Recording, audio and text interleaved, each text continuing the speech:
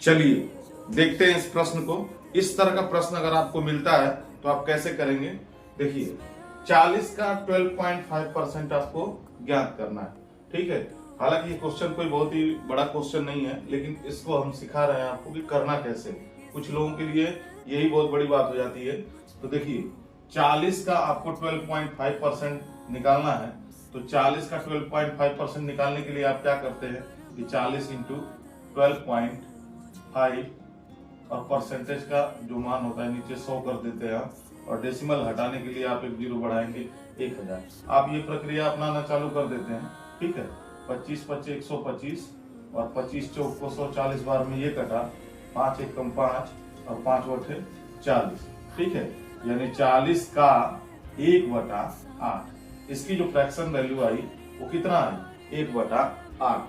अब इससे आप कटा के इसको छोटा कर देंगे 8/40, यानी इसकी जो वैल्यू आई वो कितना है 5 आई, ठीक। अब आप यहाँ फ्रैक्शन वैल्यू निकालना शुरू कर देते हैं।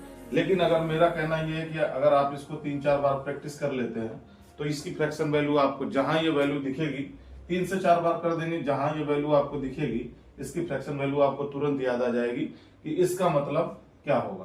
तो इसकी फ्रैक्शन वैल्यू जो है 1/8 तुरंत आपके दिमाग में आ जाएगा। इसकी फ्रैक्शन वैल्यू 1/8 है। आप फटाक से कैलकुलेशन करोगे और बहुत ही इजी रहता है। परीक्षाओं में पूछ लिया जाता है 1-2 नंबर का आपसे क्वेश्चन इसके डाल दिए जाते हैं इस तरह के 1-2 क्वेश्चन, ठीक है।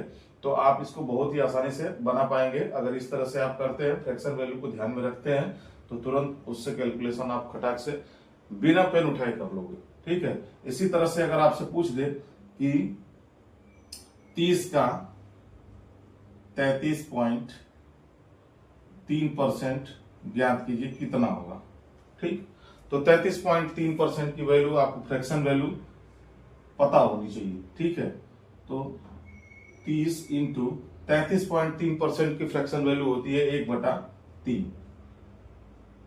अगर इस तरह से आपको फ्रैक्शन वैल्यू ध्यान में है तो तुरंत 1 सेकंड में आप इसका आंसर, ठीक है। तो इसकी आंसर क्या हो गई 10 हो गई। अब एक क्वेश्चन आपके लिए देता हूं। 25 का 40% कितना होगा। आंसर आप कमेंट बॉक्स में जरूर बताइए। अगर आप मेरे चैनल पे नए हैं तो मेरे चैनल को सब्सक्राइब कीजिए। इस तरह की वीडियो मैं आप लोगों के लिए डेली ला सकूं, इसलिए आप बेल आइकन को प्रेस कीजिए। धन्यवाद दोस्तों।